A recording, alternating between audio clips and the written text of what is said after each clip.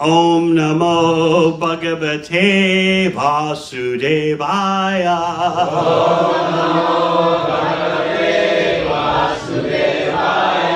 Om Namo Bhagavate Vasudevaya.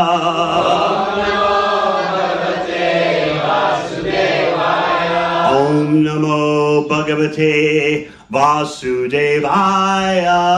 Om Namo Bhagavate Vasudevaya.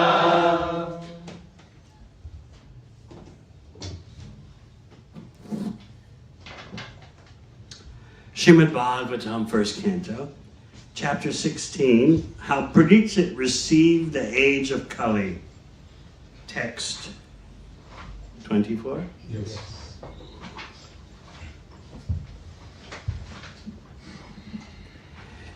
Idam mama chakshvatavati mulam. Vasundarena vikarshitasi. Kalena vate balinam baliyasa. Surachitam kim pritam ambaso bhagam. Idam mama chakshra tavati mulam. Vasundarena vikarshitasi. Kalena vate balinam baliyasa. Surachitam kim hritam ambaso bhagam. Idam mama chakshvatavati mulam. Vasundarena vikarshitasi. Kalena vate balinam baliyasa. Surachitam kim hritam ambaso bhagam. Idam mama chakshvatavadi mulam. Vasundare jena vikarchitasi. Kalena vate balinam baliyasa.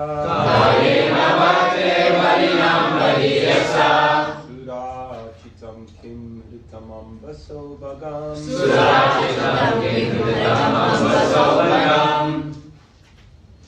Idam mama chakshvatavadi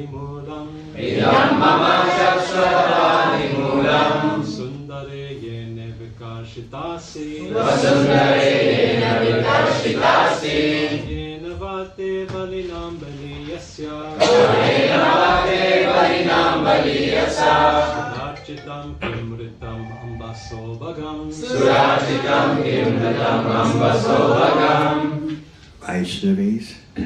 Idam mama chakshvatavadi mulam. Vasundare yena vikarshitasi.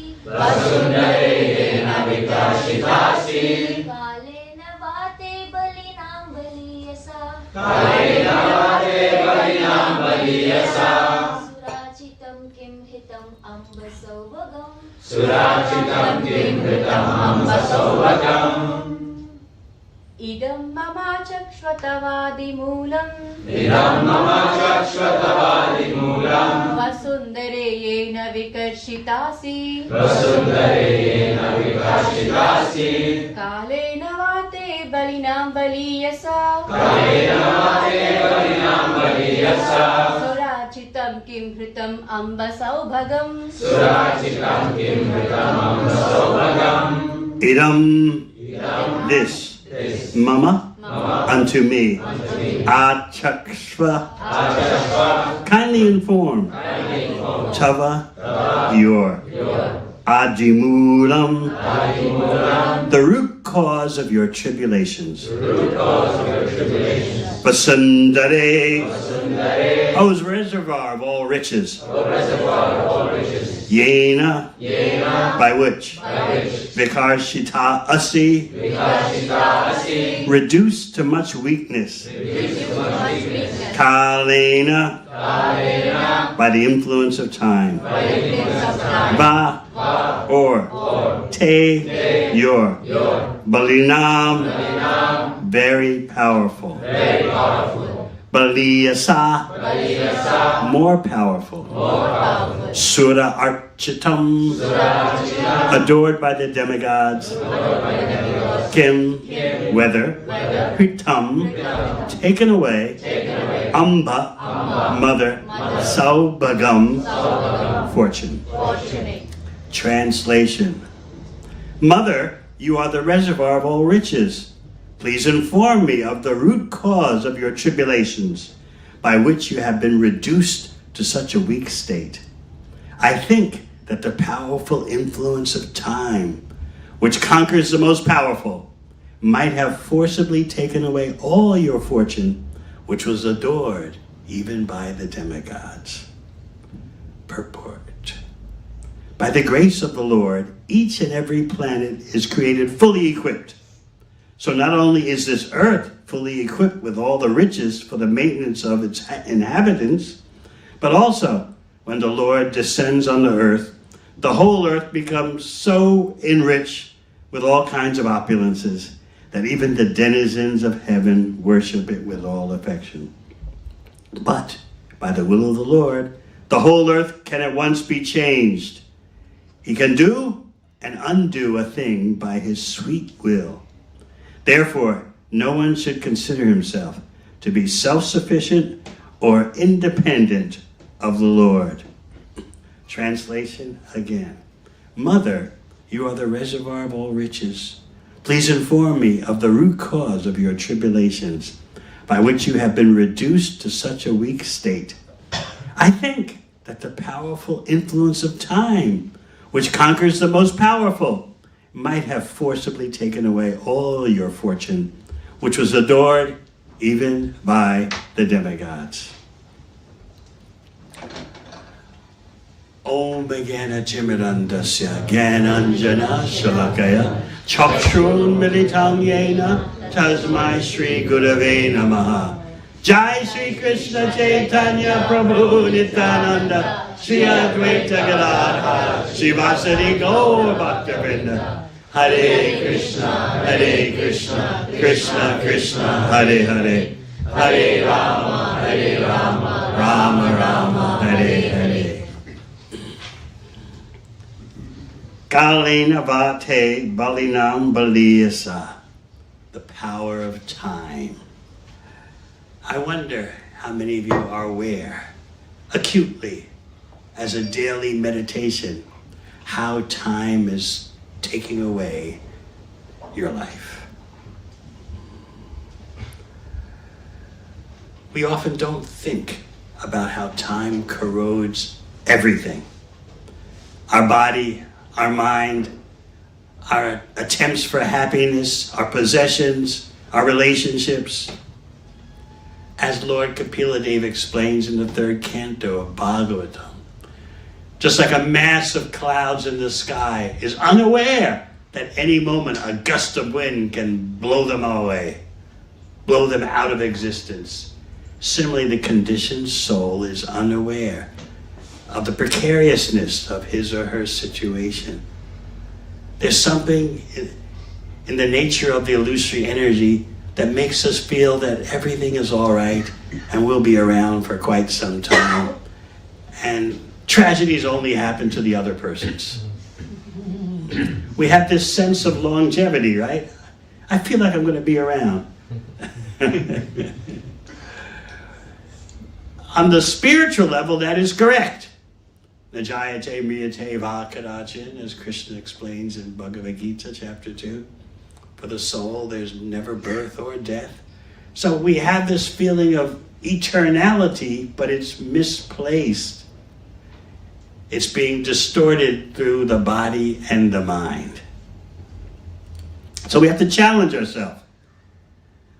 When you look in the mirror to put on your makeup or your tilak or both,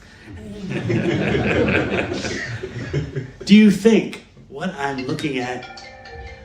can everyone turn off their phones, please? What I'm looking at in the mirror can disappear any moment. No, we have a sense of, well, I want to be fulfilled. I want to be happy. So therefore, I'm going to be around for a while. At least till I fulfill most of my plans. Because, well, that's just the way it is. In fact, the universe owes me longevity. Other persons may die a premature death, but not me. In New Zealand, I briefly looked at the news of one couple, not a devotee couple, but still very instructive. A young couple with an 8-year-old daughter and a 4-year-old daughter. The husband was suddenly diagnosed with terminal brain cancer. 1 week later, the wife is diagnosed with terminal breast cancer.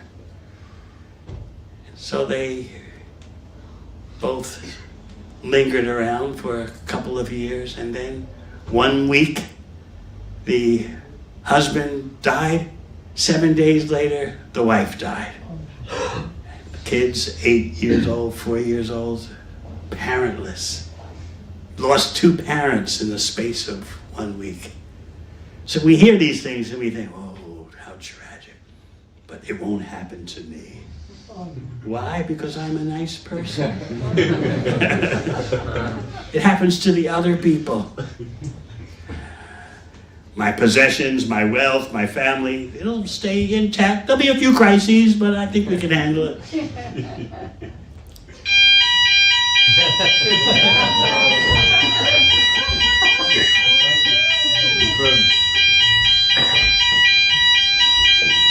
Is it a burglar alarm? So we're thinking, oh, it's just a false alarm. We don't know. So the force of time. It's the nature of Maya not to be aware of it or not to think about it too much. Otherwise you become depressed, right? We were speaking at Studio 108 the other day about a phenomenon that behavioral scientists call depressive realism. That you think about reality, the force of time, and how your life is being taken away. You think about that too much, you get depressed, even though you're right. And we were explaining how behavioral scientists have pointed out that the most realistic people who live in the real world are the depressed people. Otherwise, everyone else has this false sense of self-enhancement. Yeah, I'm doing okay. Making a few mistakes, everyone does. But basically, I'm all right. The world will give me something because the world owes me something. So I'll just proceed in my merry way. I can handle the obstacles. I'm me. I can handle the temporary pleasure. I mean, it's temporary, but it's something, right? So this is called self-enhancement consciousness. You are inaccurate in your perceptions, but most people are. Because the way the illusory energy works, in order to push forward, you have to blind yourself. Pretend you don't see your end is coming at any moment. How can you be determined if you're too realistic? So those who think about this all the time, oh, the end can come at any moment. What's the point of the struggle? They're known as depressed persons. Better to have knowledge. And that way you can learn how to use the temporary for the pleasure of the Supreme Eternal. That is Bhakti Yoga. How to use the temporary body and mind to achieve the eternal. But what about this force of time?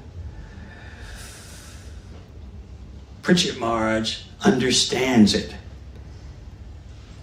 You would think that after being saved in the womb of his mother Uttara, being saved from the Brahmastra weapon launched by Ashvatthama, You would think that Pariksit Maharaj could easily escape the curse of the Brahmana boy Shringi, who cursed him to die by the bite of a snake bird in 7 days.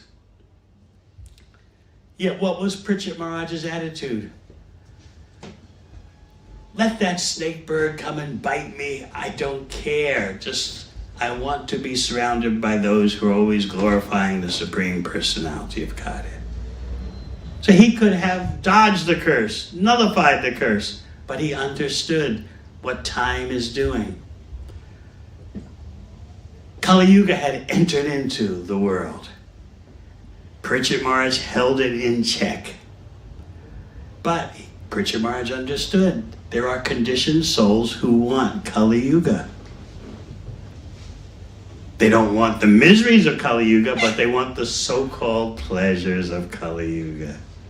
So there has to be a time for them. And as long as Pariksit Maharaj is ruling the earth, Kali Yuga may be present, but it's held in check. So Pariksit Maharaj understood, I gotta go. Time for me to go back to Godhead, and it's also time for deluded, conditioned souls to get what they want. Because the whole of material existence is based on desire. The spiritual world is based on the desire of Krishna and his devotees, and the material world is based on the desire of the rebellious, conditioned souls. So to fulfill the desires of deluded living entities, Pariksit Maharaj knows, it's the plan of the Lord, I should go. And I'm going to go out in style. How do you go out in style? He's surrounding himself with Krishna Katha. So he understands how time works. You have here a dialogue, a conversation between Dharma personified, who's taken the form of a bull, and the earth planet, Dharani, she's taken the form of a cow. Vishwanath Chakravarti Thakur explains that no one can see this except Pariksit Maharaj. He sees it with mystic vision. He sees Kali Yuga personified, he sees Dharma personified, and he sees earth personified. So these are not fantasies. He's actually seeing these personalities who have taken these forms. You've heard earlier in this chapter how Pariksit Maharaj is going out on tour, which every emperor does. But for Pariksit Maharaj, in one sense, there's no need for him to tour and check up on the subordinate kings, because everything is in order. They're all in line. They're all behaving properly. What he's really going on tour for is to see if the proper standards of behavior are being kept. Proper standards of behavior mean people are honestly and properly executing their occupational duties. So the first two things he's going to check on are the brahmanas. Are they being maintained properly? And the cows. So the first symptom of Kali Yuga is that the brahmana class deteriorates and the cows are harassed. So this is why Pariksit Maharaj is on tour. He's noticed Kali Yuga is present, but by Pariksit Maharaj's power, as we said, his bhakti, and his managemental expertise, he's keeping Kali Yuga at bay. So he sees this situation. Kali Yuga personified, he sees that. He sees Dharma taking the form of a bull. He sees the earth, Dharani, taking the form of a cow. In this way, we get a clear picture of the dynamics of our present situation. Kali Yuga is raging, and Dharma is all forgotten. The cows are tortured. So in this Just by looking at this picture that Pariksit Maharaj sees, you can understand the fatal dynamics of what's going on today.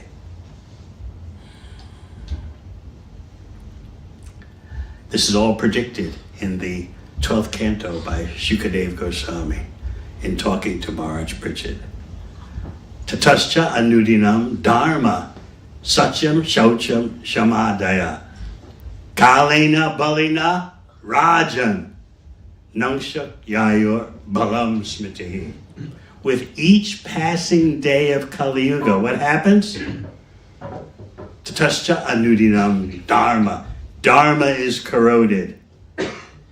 Satyam, truthfulness. Shaucham, cleanliness. Chama, tolerance. Dayam, mercy. These all deteriorate with each passing day. Kalina, Balina, Rajan. O king, it happens by the force of time. Nongshak Yayur Balam Smriti. Also, physical strength, lifespans, and memory deteriorate. So we don't understand what time is doing to us, and we don't understand what time is doing to the world. We have a false sense of optimism. Things will work out somehow. Meanwhile, there's a constant force of deterioration of our bodies, of our mind, of the social and environmental circumstances. Constant deterioration by the force of time. Kalina, Balina, Raja. Almost the same thing as stated in today's verse. Kalena, Vatale, Balinam, Baliyasa. So Bhagavatam makes you aware of the most essential characteristics of your life. If you don't hear Bhagavatam daily, you'll easily forget. Because material existence means forgetfulness. So every devotee should have a plan how you're going to counteract this constant pressure to forget.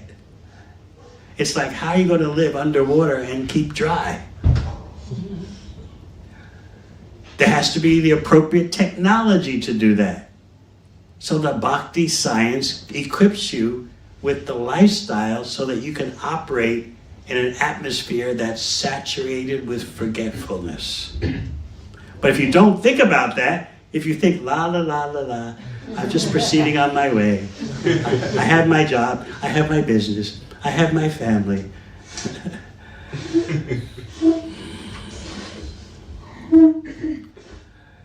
We're being very naive and being very impractical. Sometimes non-devotees think that bhakti yogis, our devotees, are sentimental. They don't know how to deal with the world. Therefore, they're just focused inward, looking within. Meanwhile, there's so much happening without, so much that we should be dealing with surrounding us. So they may think a devotee is naive and impractical, sentimental. Kamsa thought this. Remember when Kamsa wanted to bring Krishna and Balaram to Mathura to kill them? Whom did Kamsa turn to? He turned to Akrura. And he thought he would butter up Akrura. Akrura, I have no better friend than you in the Yadu dynasty. I'm taking shelter of you, just like Indra takes shelter of Vishnu. He's thinking he's saying all the right things to win Akrura over. And then he tells Akrura, I have here a brand new Mercedes chariot. My Mercedes Bentley chariot. I want you to take this brand new chariot, never been ridden on before, and go to Vrindavan, bring Krishna and Balaram to Mathura. I've got some nice plans for them. I've got Kuvalaya Pita, the elephant. If they get past him, I've got the wrestlers, Chanur and Mushtika. Everything will happen according to my desire. And once Krishna and Balaram are finished, then I'll throw my father Ugrasena in jail. He's always interfered with my plans. I'll harass Nanda Maharaj and the cowherd people. And then, as Prabhupada writes in the Krishna book, Kamsa makes his sweeping proclamation, the epitome, the essence of conditioned life. It'll be so pleasant to rule the entire world without any obstruction. You can feel that well up in you sometimes, that kind of asarika bhava, existential state of being Tamanya. It'll be so wonderful to completely have my way without anyone interfering. Sometimes you feel like that, right? Why doesn't everyone just do what I want? At work, at home. Why won't the family members submit to me? It would be so pleasant to have a home, to have a workplace where everything goes my way. But that is not the nature of material existence. Material existence means impediments. So Kamsa was speaking to Akrura like that, thinking Akrura's a sentimental devotee, because Kamsa is thinking all devotees, they have to be out of their mind to avoid the wonderful delights of Maya and just be living a life of devotion. So he thought he was making such a wonderful proposition to Akrura. Look at this chariot, doesn't it blow your mind? It's a Bentley chariot, and no one has ever ridden on it before. You'll be the first one. Surely this is rocking your boat. Surely this is affecting your consciousness. Opulence like you've never seen before. And I'm Kamsa, all-powerful, almighty. And you're in my presence. And I'm offering you the first chance on this Bentley chariot. But what is Akrura thinking? You see, as Krishna says in Bhagavad Gita, what is night for the conditioned souls is day for the self-realized, and vice versa. So Akrura is thinking completely the opposite. Oh, you are giving me a chance to go to Vrindavan and see Krishna and Balaram. Wonderful. Mm-hmm. And you're wanting me to take this Bentley chariot and pick them up, a brand new chariot? Well, I'm very happy to take a chariot that's never been ridden on before, because I wouldn't want to pick up Krishna and Balaram in a chariot that you've sat on before, you demon.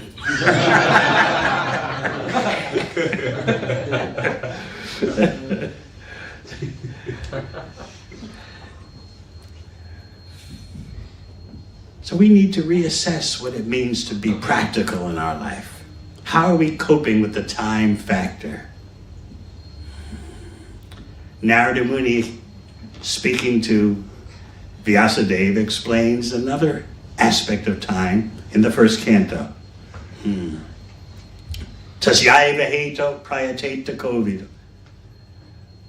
Someone who's actually a kavi doesn't try for any material thing that's available in any of the material planetary systems. Nalabhyate yad brahmatam upayada. Because such a wise person understands these are all temporary and they can compare to the opulences and love of the spiritual world. So Narada Muni advises, if you're smart, don't endeavor for anything within the material universe. If you're actually a kavi. Because your material happiness, which you're so concerned about, guess what? You're going to get anyway. Just like you get your material distress. I speak about this point all the time because it's baffling and it needs some emphasis. How even if you don't try for your material happiness, you're going to get the correct amount anyway. People have a tough time swallowing this. Well, what do I do if I don't try to be happy? What are you supposed to do with life?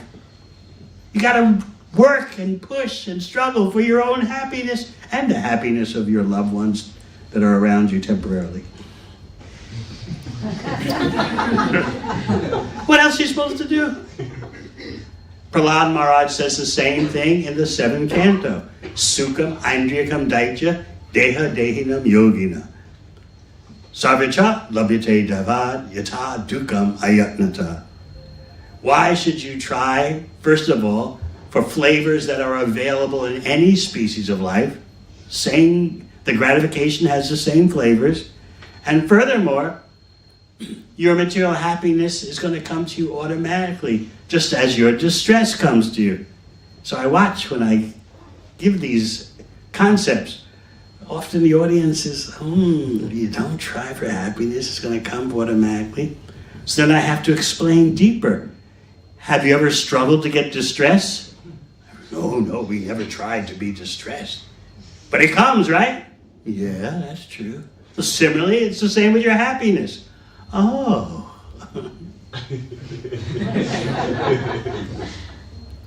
So Narada Muni says, Kalena Sarvacha Gabira Ramhasa, by the force of time.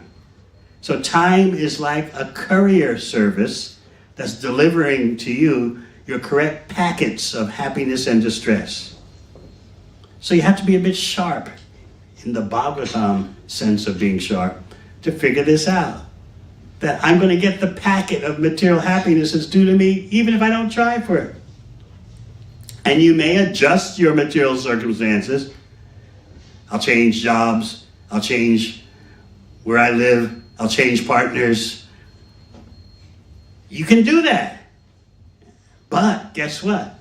You'll get the same amount of happiness that you're due, no matter how you juggle, no matter how you rearrange things. You can change your circumstances. Sometimes people say, well, how can everything be predetermined when I decide to be with Jill instead of Jane? You can do that. But guess what? The happiness you're due will be the same. You can't alter that. Think about it.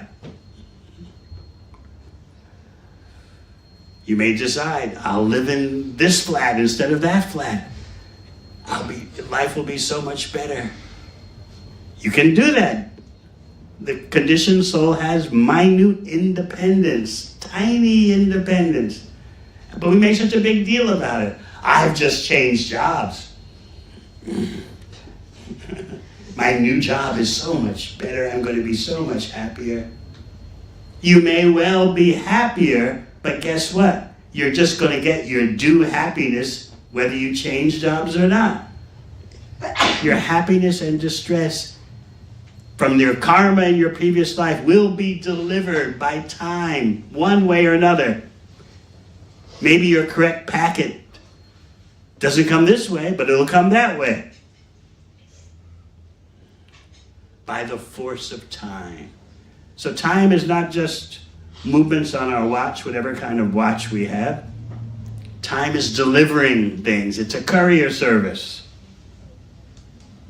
So what's Narada Muni's point, and what was Prahlad Maharaj's point? And of course, Prahlad Maharaj is the disciple of Narada Muni.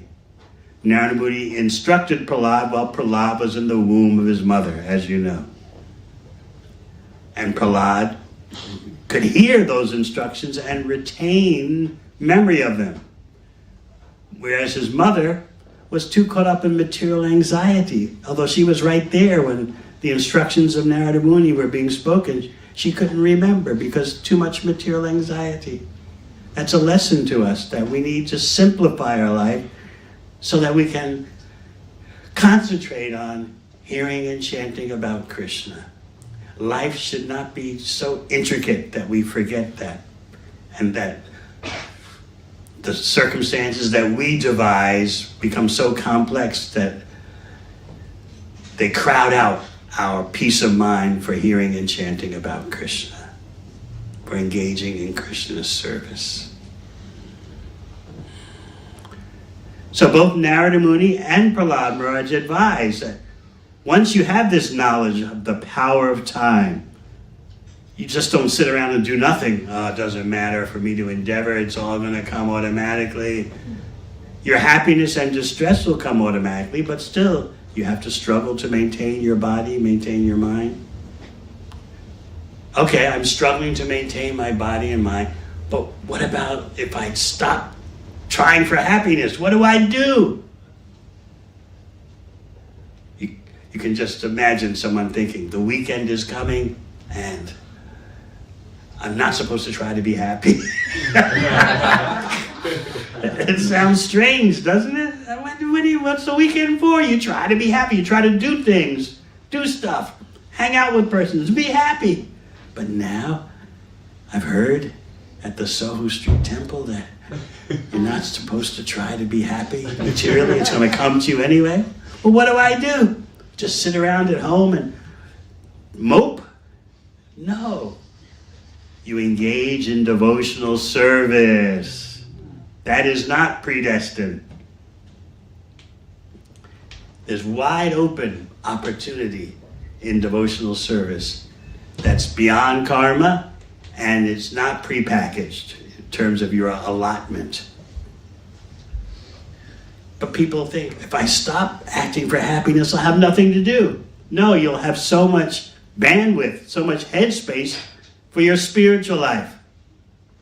But we're so hardwired, aren't we? I gotta be happy. I gotta be happy. Will you make me happy?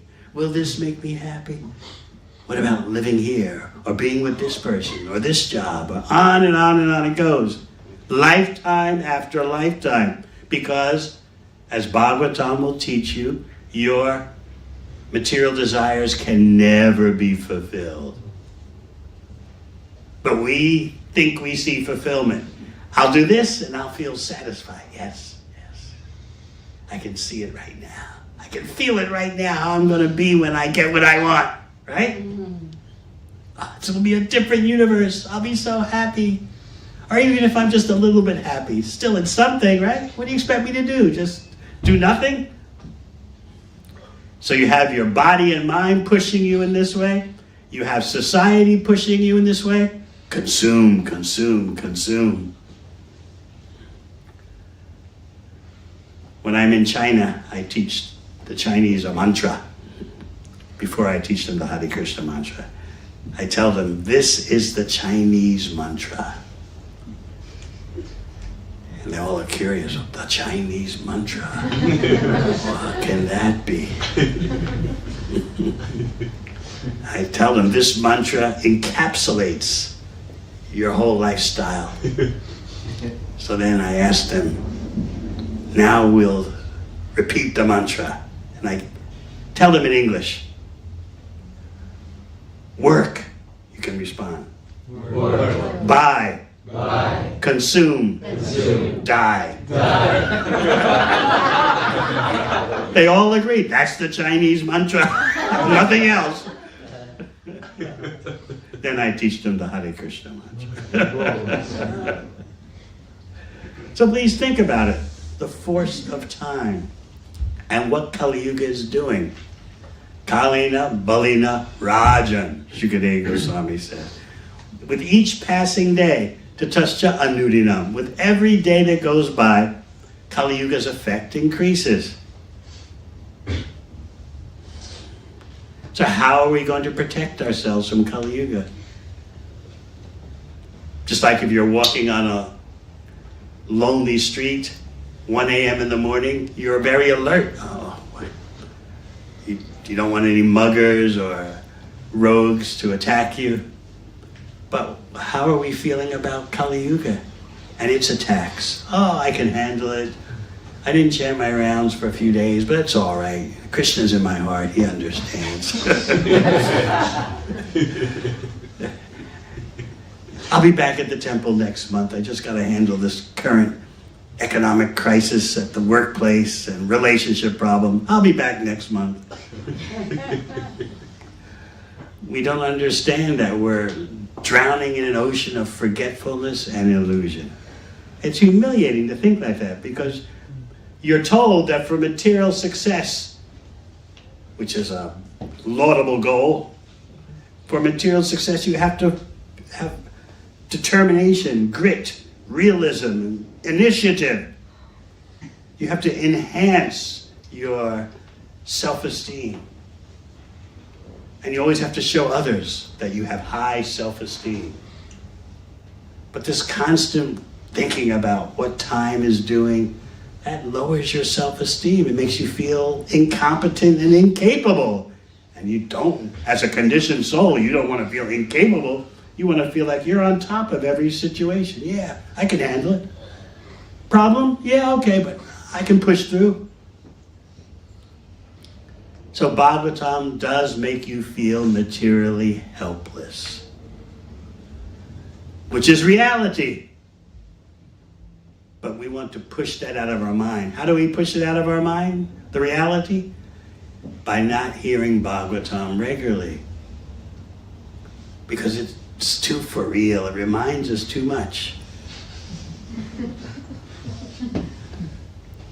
So the more we understand we're drowning in an ocean of forgetfulness, the more we'll take preventive measures. Just like the fire alarm you heard. It's a preventive measure. It's letting you know there's a danger from fire at any moment. So you accept that. But what is your system, your personal system for protecting you against the forgetfulness, the fire of forgetfulness? Bhava Mahadavagni Nirvapanam, the blazing fire of material existence. What's your personal alarm system? And you need that alarm system daily.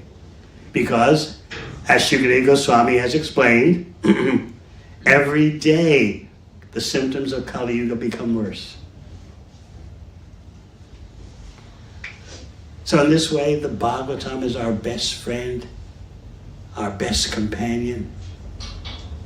Develop a personal relationship with Srimad Bhagavatam through parampara. Sometimes it may seem to you, Bhagavatam has so many inconceivable pastimes, stories, histories. We have now Dharma the bull talking with earth personified as a cow. What do I really think about that? We're dealing with personalities who are far more powerful than human beings today. But human beings today, so many of them think that they are the crown of creation, that they are the peak of human development. When actually, when you read Bhagavatam, you understand the human beings today are the bottom of human development.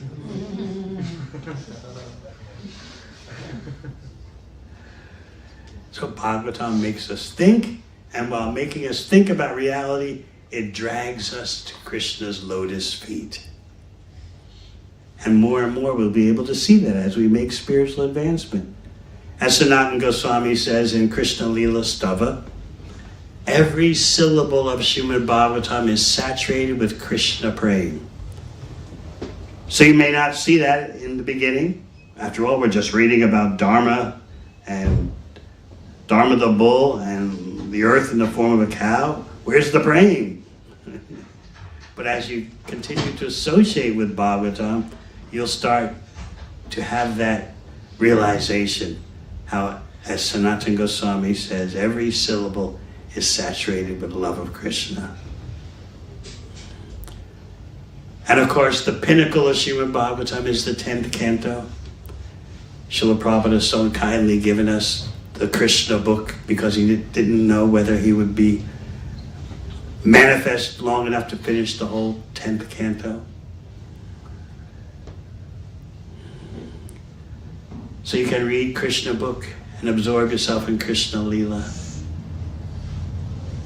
Sometimes devotees would ask Srila Prabhupada, what about this in Krishna book? What about this detail of Ugrasena having millions of bodyguards, and how do they all fit into Dwarka? And Prabhupada would just respond, Krishna book means read it and enjoy.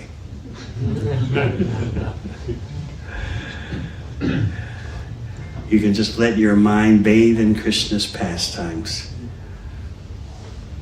Some humility, of course, is required, that there are living entities far more powerful than human beings today. With just that little humility, the door opens up to the world of Krishna's Leelas. All right, any questions?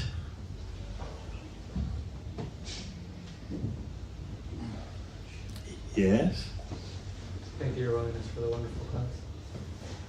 So for some of us that are in the material world, in the midst of the conditioning of trying to boost our self-esteem, how should we, using the guidance of Srimad Bhagavatam, operate ourselves within the material world to be in it but not of it?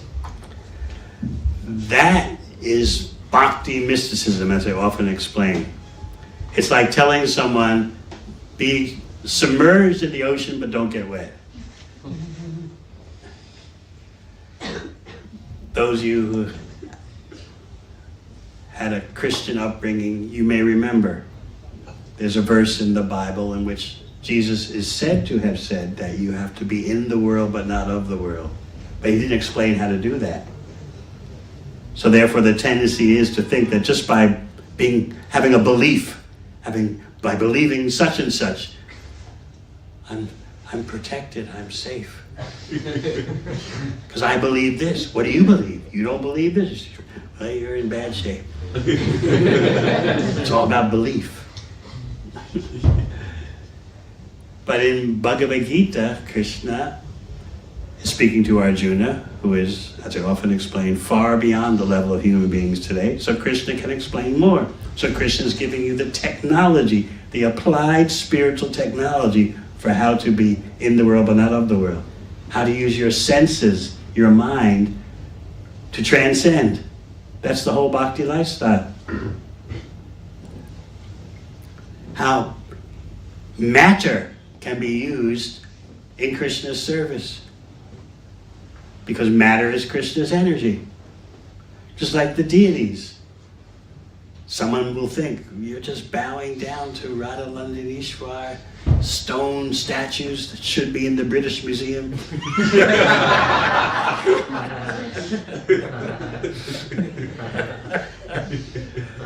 But to those of you who are dedicated to their service, you begin to see spiritually, and you begin to feel the deities reciprocating with you. Krishna's come before you looking like matter because that's all you can see. And when he does that, you criticize. Oh, you're just a statue. But he's come before you looking like matter because that's the only thing you can see.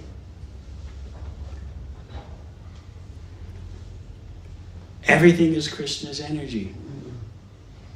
As you advance in bhakti, you become more and more aware of that.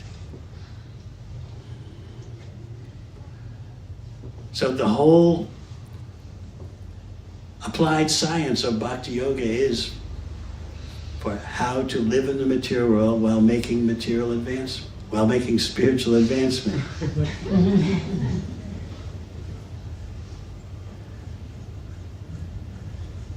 You can read Nectar of Devotion with that understanding. It's teaching you. You do this with your eyes, you do that with your hands, you do that with your feet, you do this with your nose. So everything that happens according to the Nectar of Devotion when you live in that way is for being spiritual within the material world. So just think, when someone during kirtan or arti approaches you with a flower to smell, that's part of the applied spiritual technology. But if you don't know that knowledge, you think, oh, at first you think it's kind of cool. But then you start thinking, oh, what's this? You start thinking it's just some kind of ritual. I've been in the temple 2 years now and I know everything.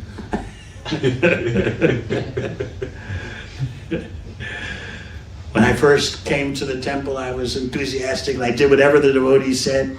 But now I've been around for 2 years. I know how to take a shower in the morning. I know everything. What's this? Every day someone comes up to me with a flower. What's the big deal? And then you start looking out at the material world. Maybe it's not so bad out there. So unless you understand the science of bhakti, you're going to be dull. And wonder, where's my spiritual advancement? I've got no acceleration, I've got no spiritual strength. because you don't know what you're doing.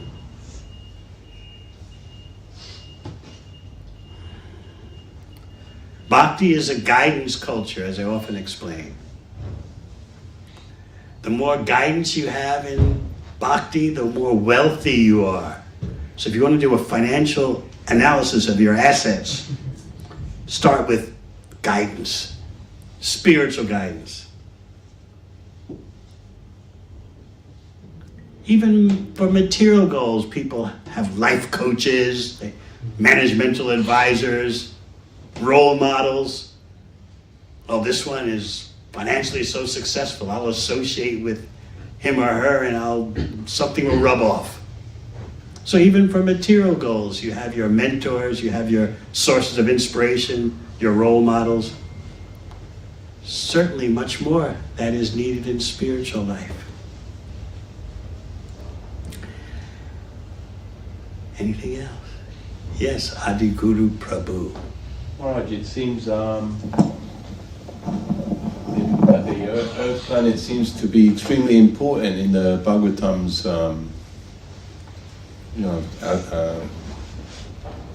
narrations. Is that correct? Should we feel that the Earth has a special place in the universe, even though it's so tiny? Krishna appears on this planet with his Leelas once every day of Brahma, and then in the Kali Yuga, after the Dwapara Yuga of Krishna's appearance, Lord Chaitanya appears once in the day of Brahma. And just think, we're a little more than 500 years after the appearance of Sri Chaitanya Mahaprabhu. So as the Bhagavatam says in Queen Kunti's prayers, because of your walking on this earth, nature is so bountiful. Just by your glance. So yes, by Krishna's presence on this planet, it becomes special. And we heard today how, in today's verse, that when Krishna was manifest with his presence, the earth had such opulence that even the demigods were amazed. But meanwhile, what are we doing with the earth right now? We're destroying the earth, destroying our lives. All in the name of economic growth. We don't mind destroying ourselves, destroying the earth, as long as there's economic growth. So how humanity will learn their lesson and get back on track, let us see. Any questions from this side? Yes? Thank you very much for your class. About this time factor, I heard recently you saying in another class that in Kali Yuga we're all super slow or super slow. There's only two speeds.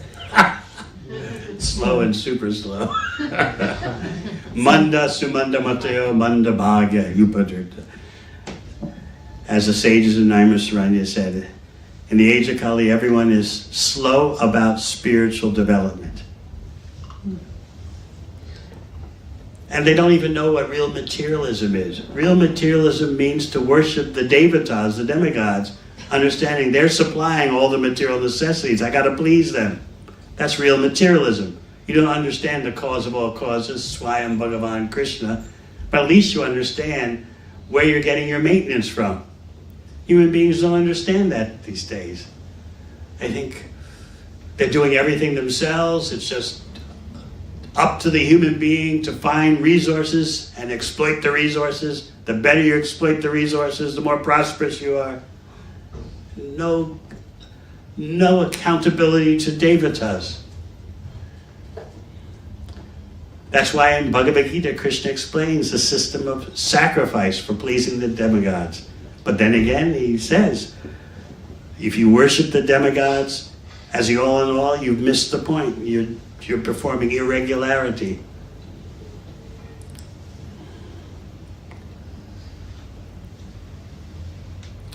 Anything else?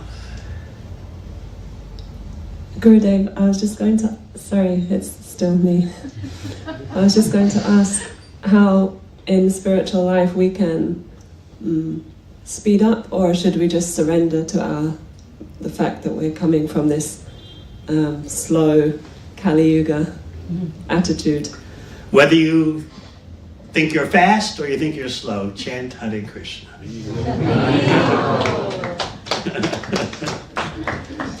That's the only good thing. As Shukadeva Goswami tells Pariksit Maharaj, Kalaya dosha nidhe rajan asti eko mahan. In this ocean of fault, dosha nidhi, known as Kali Yuga, you can't count all the waves in the ocean. Similarly, you can't count the faults in Kali Yuga. There's only one good thing. Asti eko. Shukadeva Goswami says, certainly, and he emphasizes, Asti eko mahaguna. There's only one good thing. Don't look for any other good thing. You're not going to find it in the ocean of faults. What is that? Kirtanareva Krishnasya Mukta Sangha Param Vijay. Simply by chanting Hare Krishna, you can become free from material existence and attain the supreme destination. That's the only good thing. So whether you think you're fast, slow, medium pace, chant Hare Krishna.